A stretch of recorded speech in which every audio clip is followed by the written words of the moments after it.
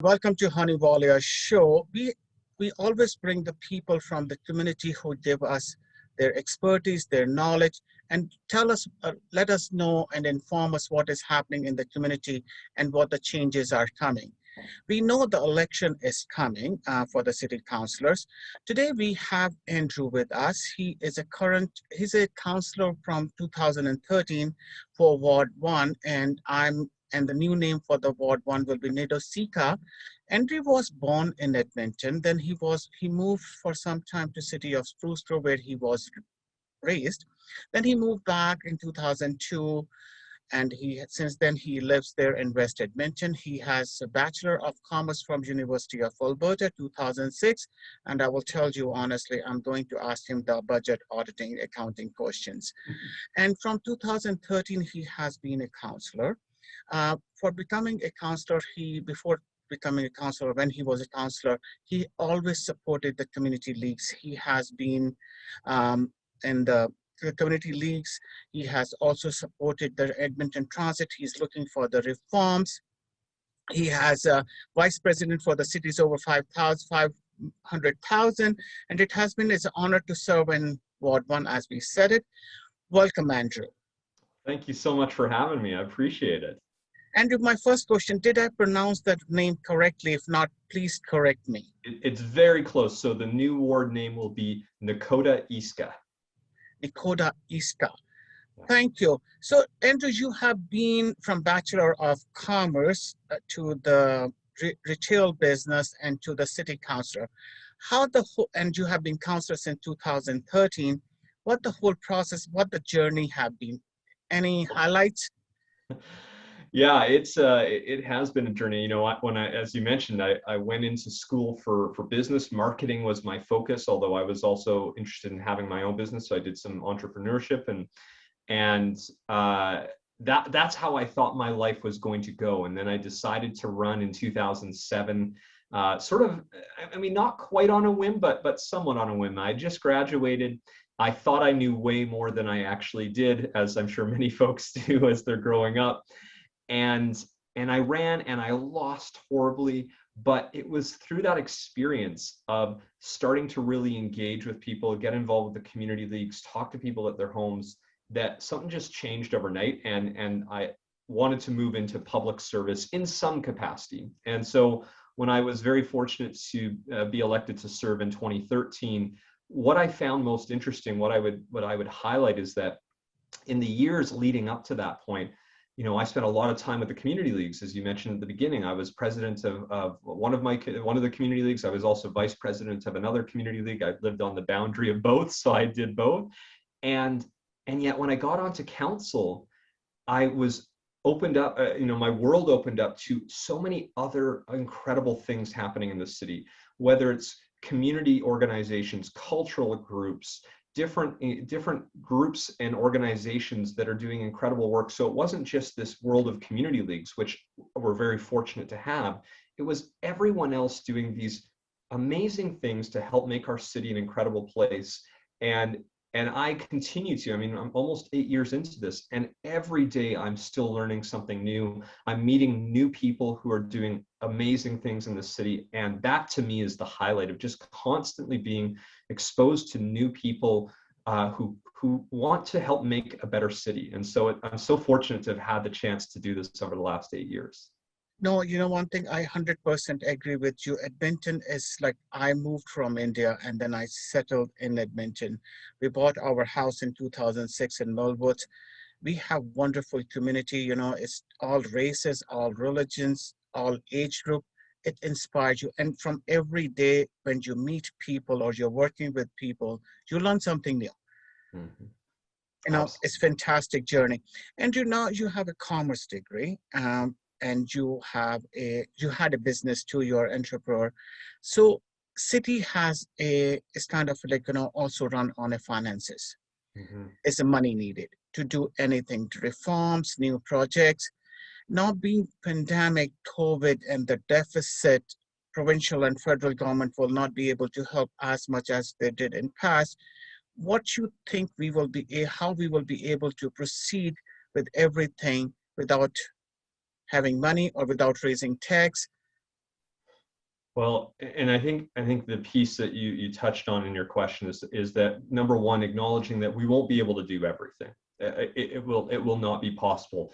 For the last, I would say 10 to 15 years, the city has heavily invested in infrastructure across the city, from the renewal work that was long overdue. I mean, we've over the years, from neighborhood renewal to the alley renewal program that just started up, to putting more money into addressing arterial roads, fixing bridges, updating our buildings. We've invested a lot in that in the last 15 years. And at the same time, the city has invested a lot into the growth of the city. So new recreation centers and libraries and transit and you name it, we've been filling those gaps because our city has grown pretty substantially over a short amount of time. And so everyone new moving to the city also wants to be able to access those programs and services and infrastructure. But going into the next couple of years, and we even started it really the last 2 years, I would say, as the economy started to go down, we've had to really adjust how we budget. So you look at the last 3 years in the city, the average increase to our taxes over the last 3 years has been 1.3%. If you go back to the prior 10 years, the average was around 3.3, 3.4%. So we started to move ourselves in a bit of a lower direction on the property taxes, with this year being the first time that we did not raise taxes in 24 years, since 1997. And so we realize that we just can't do it all. So as we go forward, we have to find new and innovative ways to move on different needs. So we, fortunately, to accomplish no tax increase this year, we did cut about 55 million from our budget, but we didn't go and cut our infrastructure maintenance budget or our renewal budget. We had to keep those things intact, because if you cut those, you create a more expensive problem down the road, like we have been dealing with from really years and years of underinvestment. That leaves, how do you deal with the growth? How do you deal with these new neighborhoods, particularly all the communities outside the Henday that are, still growing, still developing, and might not have a recreation center, a community hall, a library, or fire station. And for some of these, we just have to go and find new ways or look to other best practices from other cities. So a good example being our recreation centers. The next big priority is actually in the west end of the city, the Lewis Farms Recreation Center and Library. But it's a $300 million project, and there's not a lot of money to go around. So back in February, I brought forward a motion that says, let's go talk to our nonprofit partners in the city and see if somebody wants to come to the table and help us make this a reality. We used to do it for long ago. I mean, the Castle Downs YMCA is a great example of that partnership between the city and nonprofit. So it's not like this is revolutionary, but it's something we really haven't done in some time. So find partnerships, work with community groups, different organizations who want to help make things a reality, and find a way to allow our limited dollars be stretched further to accomplish our goals. Because I think next year we're not going to be able to have a tax increase again. So next year, I would say 2022, there's no way to come to people and say, yeah, let's increase property taxes. And even the years following that, at most, I think people are going to be comfortable with maybe the rate of inflation, but we're not going to be able to have 3 and 4 and 5% property tax increases for some time. But we're still growing, so we have to be able to address the needs that we have too. Let's be innovative in the ways we do it. No, thank you, Andrew. I agree with you. We can save the pennies now, like, and spend dollars in future. And you need a budget, and you basically nailed it. Like, we have to involve other partners. We have to innovate. We have to find a different sources or resources, how to move on. Even, involving nonprofit organizations or trade unions to come forward and maybe volunteer or donate or contribute, right? Mm-hmm.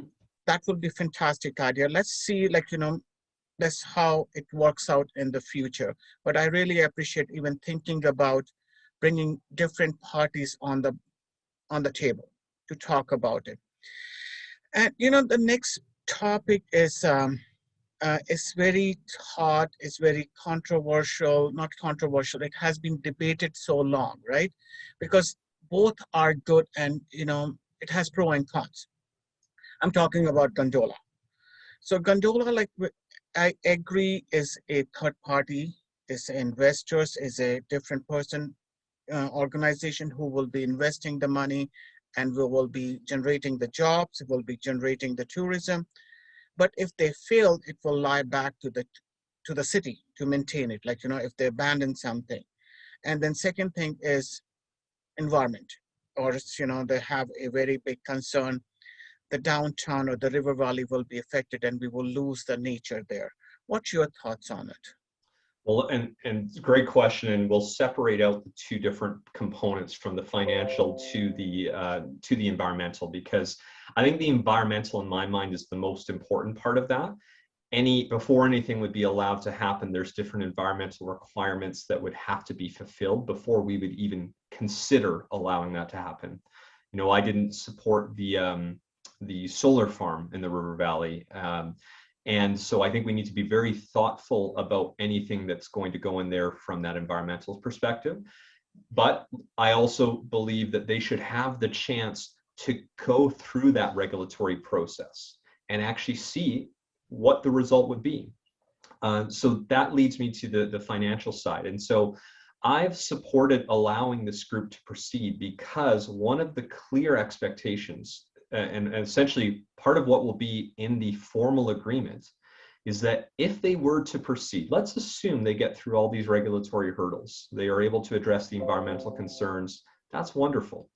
But in the agreement, there will be a clear requirement that if they were to proceed, and at some point while it's under construction or even after it's completed, they go bankrupt, they become financially insolvent. Part of the agreement is actually building in a financial requirement into the initial agreement so that if they were to fail and fold, that there would be money set aside for us to decommission it so that it wouldn't come back to the city whatsoever. And I have no reason to doubt that that agreement can't be written in a way that's ironclad, that ensures there's no risk to the city. So assuming that is the case, and again, I have no reason to doubt otherwise, that we've got a great legal team who can go and write that into any agreement. I have no problem with this group investing their own money, their own volunteer time to see if they can make this a reality. And I know in a way this might sound like an odd comparison, but we as a city council, as a city as an organization, we don't tell any person that you shouldn't go set up that Tim Hortons, or that you shouldn't go set up that new bike repair shop, or that you shouldn't go set up that new yoga studio. We have land use requirements about where it's appropriate for that to happen, but we don't get involved into whether or not they should be allowed to do that. And in my mind, if we can address the environmental portion and we can ensure there's truly no financial impact to the city, I would hate for us to say no to an idea just because it sounds a little odd. I mean, when I first heard it, I hated the idea. I thought, why would anyone ever do this? And yet, as has gone on, I've seen some really talented Edmontonians get involved with this project. People who have built up major companies in this city who are signing on saying, we think this has potential. And who am I to look at that group of people who have helped build our city, who have helped create incredible things here, and say, no, I don't even want to give you the chance to do it, because we wouldn't do that to anyone else. So why would we do it here? Will it fail? Will it succeed? Tough to say. As long as I know there's no city dollars going to it and we can address environmental concerns, I say let's go for it. No, I agree with you, Andrew. Like, unless we agreed on something and all the nails have been, all the precautions have been taken and all got, thought process has been done, and we have done liability insurance and all the insurances are in place, and then, money has been set aside. If anything goes wrong or sour, we are covered. Yeah. That's the best way to proceed. And unless we try, we don't know we are going to pass or fail, or we are going to proceed, or it's like, if I may take example of you running in 2007, yes, you lost it, but It gives you the platform where you can run again, and you have learned from your, I should not say mistakes, but where you failed. You did the incident investigation, you did the, where you went wrong, you fixed it, and you move forward. Yeah. You Same thing know, can happen with the gondola project too, but we have to see. absolutely. I want to live in a city where people are encouraged to try something different. And I as agree long as with we you. can reduce the risk and eliminate risk to the city, let's do it. And say, you are watching Hunny Walia shows. We have Andrew with us. He has been a counselor from 2013, and he is seeking in re-election. We are talking about the concerns or the questions have been raised or debates are going on. The topics are related to the city of Edmonton. Andrew, the next topic I have, the ETS. It has been discussion in last year's few years, about the free parking, free bus rides, um, take the money out. But as you are a business owner, you have been a business owner, you have a commerce degree, nothing is free. Hmm. The money has to be paid. We need money to do something. Even the buses, even if we do free, the drivers need to be paid, and they are union too. Hmm. Buses need to be maintained. New buses need to be bought. We need the safety people. We need the training people, maintenance people. So if we proceed with that thought, like free bus pass, how how we will be generating the money to maintain the system. Yeah, and I am not, while I appreciate those that bring forward the idea of free transit, I don't think that's the right approach. And there's a few reasons for that right now. The first being that, I represent a ward that covers some of the more central communities, not quite downtown core, but we're getting close, all the way out to the very western edge of the city. And until some of the recent changes, there were certain communities that either had no service at all or had service maybe Monday to Friday just at peak hours. And if you go into those communities, particularly the ones outside the Henday, and you said, if I gave you, like, not even asking you to pay, what if I gave you $100 a month to use the system? Most people would have said no, because it wasn't something they could rely on. We built a lot of these new neighborhoods to sort of and forced people to only use one mode of transportation. So if you've got a young family and you're going to go to soccer practice or hockey practice or to scouts or whatever it is, you can't, right? They weren't able to rely on a transit system that would get them to and from those places in a timely way. So to start offering it even free doesn't make sense if the service isn't something people can say, yeah, I can get where I need to go in a reasonable amount of time. So for me, my focus is actually what we've been doing, which is focusing discounts for those who need it the most. So we have a program called PATH that is a partnership that we have with many nonprofit agencies who support Edmontonians experiencing homelessness.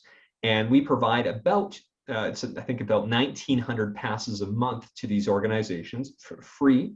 And these are given to those who are experiencing homelessness, people who obviously do not have the means to pay for even a reduced price bus pass. And I think that's a great example of where we should focus our discount. We introduced the Ride Transit program for those who are at a certain income level or below. And again, likewise, I think that's the right approach. To give a discount to every single person or to make it free for every single person, I would much rather, if we were going to spend that kind of money, and it would cost us about $160 million to make it free. And so we'd have to raise property taxes by that amount. If I suddenly had that amount of money to invest into transit, I'd rather invest it in more buses, more routes, more reach of the system, more frequency, to give people a system that they can rely on versus giving it to them for free and still running into the same problem of them not being able to rely on that as a choice. We provide free transit to those who need it. We provide severely discounted transit to those who need it. I don't think every person needs free transit. They need reliable and efficient transit first. And then we can talk about the fee. Now, I don't want to see us get crazy on our other side of things and just start driving up the cost and making people pay $5 a trip. But I think we found a good medium right now, and I would rather us focus investment into transit, into growing the service, adding more buses, developing a bus rapid transit system in the city, which we are way behind compared to other cities. That's where I think we get better value for money. I agree with you. Reason being, we talked before too, and I'm involved with a nonprofit organization, and we distribute, breads and food hampers on a weekend. And I was talking to a lady. She comes from north side to south side, Millwoods, and it takes on a weekend about 3 hours one way to come from north to south, and even it's $4 only, but 3 hours one way to collect the food hamper is not worth it, but they need it. So it's, I think you are right, like changing and improving the system is more important than thinking something else. uh, I have so many questions for you, Andrew, and I have to watch the time too.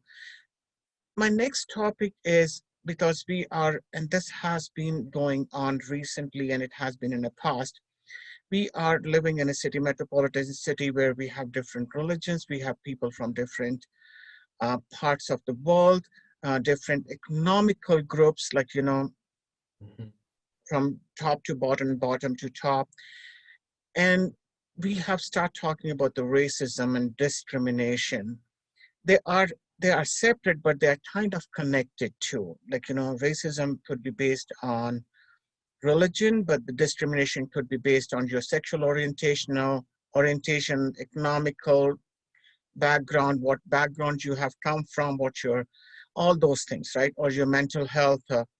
So where do we see how we can, as if you get elected, or in the new council, what's a plan to deal with it? It's it's such a complex question because there's so much that needs to happen to fully address what we need to make sure we have created a city where everyone is truly equal and has that opportunity available to them.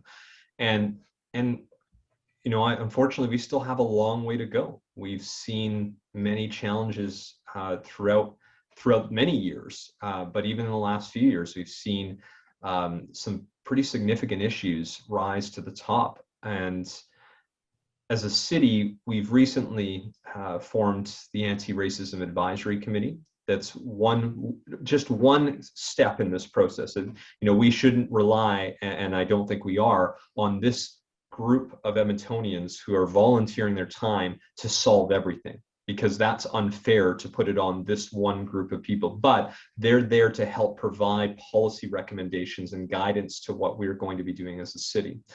I think the other piece is just constantly making sure we're calling out the behavior we don't want to see in our city. And I've talked about this publicly, and I've said it before, and that, I think back to when I ran in 2013, and fortunately it didn't happen very often, but there were probably about 20 or 30 doors that I knocked on, and I can remember those conversations vividly, where people were being clearly racist in the language they were using to describe other people in the city that we all live in. And instead of speaking up, I remained silent. And you can see how that contributes, because even by not calling it out, I'm complicit in allowing that to continue. And I think that's happened a lot, where people in leadership roles, and for myself in this role, I can't just sit silent when something like that happens, because then it somewhat, in a way, can actually normalize that behavior if somebody's not being called out for what we see and what we know is clearly wrong. So it starts from little actions like that, calling out the behavior when we see it, to actually making true policy changes. And I should note, I think there have been a number of very good policy changes as a city to help start moving us in the direction of addressing racism and discrimination, through a number of the advisory committees that we've already had. So we have a number of advisory boards, like the Accessibility Advisory Committee, who has helped over the years to make our city more accessible for people who haven't always had the easiest opportunity to move throughout our city. We have the City of Edmonton Youth Council, and this is a group of 13 to 23-year-olds who are just amazingly talented individuals, and anyone can get involved with that. And this youth council has helped bring forward policy changes that I think has made our city more accepting and more diverse. And so we've seen some of the great work that's already there, but we know there's a long ways to go. We do have systemic racism in many of our institutions.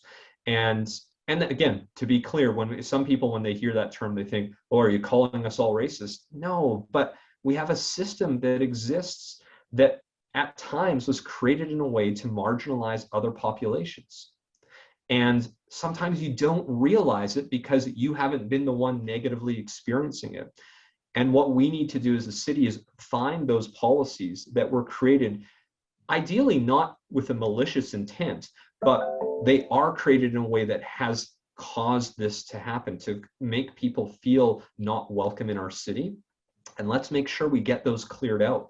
And I think we started the process. We're going to have to continue it, and we will really be able to do this with the assistance and guidance of the Anti-Racism Advisory Committee, but we're not going to put it all on their backs to do it. It takes an entire community, it takes an entire city to make sure we get to that point that we all expect of a city like Edmonton. I agree with you, Andrew, like, because we have to create a knowledge, we have to create a awareness.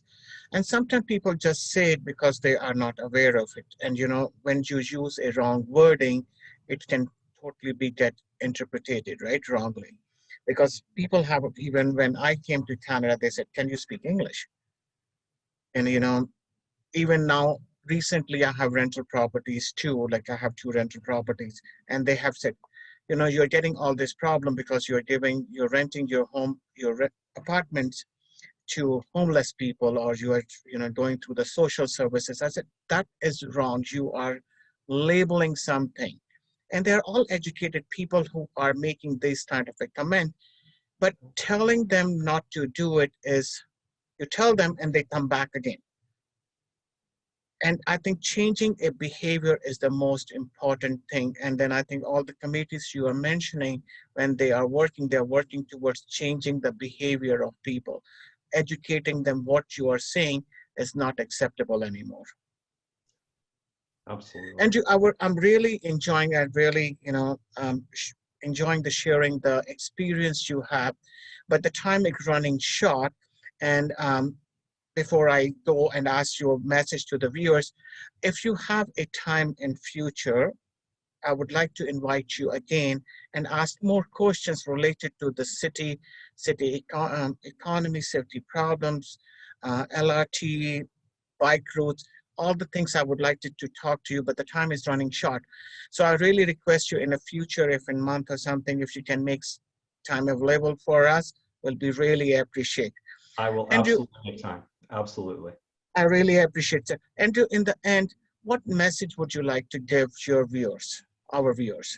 Well, first, just again, my thanks for having me and for this opportunity to have a conversation. And I think, you know, part of what I want people to think about, especially as we get closer to an election, is to make sure people are thinking very carefully and really talking to every person who's putting their name forward. It takes a lot to put your name forward in the first place.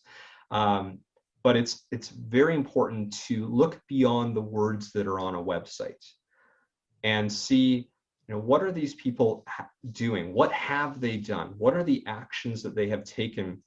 And use that to inform their thinking. And another good reminder, and I think this is the key message, is that the beauty of our municipal system, of course, is that we don't have party politics, right? We don't go in with a label. We're not conservatives or liberals or New Democrats. We are just individuals who might at different times be aligned in different ways. But the beauty of our system is that we work in a system where you can learn from any single person who has a different experience and use those different perspectives to help inform the decisions that we make.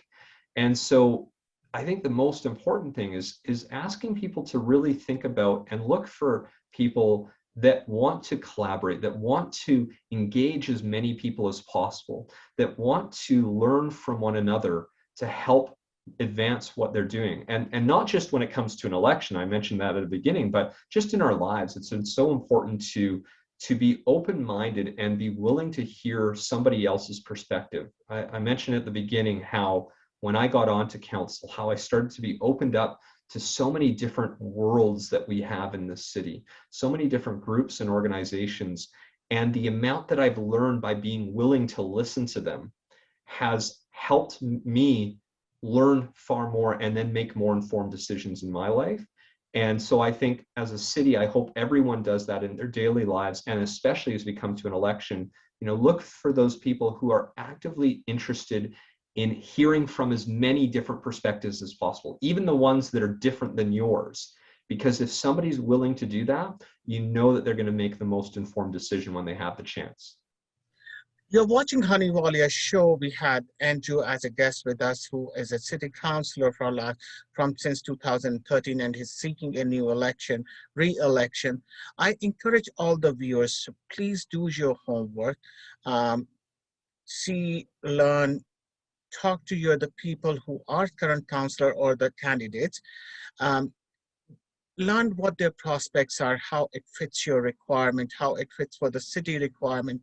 Unless we come forward and vote for the right people, we will not be able to improve and move forward. Thank you, Andrew. Thanks a lot for taking a time from your busy schedule. I know you're a city councilor dealing with all the pandemic thing and running a election campaign. I would really like to request you, if you can in future, if you can take your time and we can talk about the more issues related to the city. Our viewers or have any questions would you like to ask Andrew for the next episode, please feel free to contact us, email us, pass your question to us, or you can pass it to Andrew's campaign office also, or his city council email. He will be more than welcome to answer it. If not, you can let us know and we will ask on your behalf. You're watching Hunny Walia shows. I'm your host, Sonal Fool. Till we meet again, goodbye.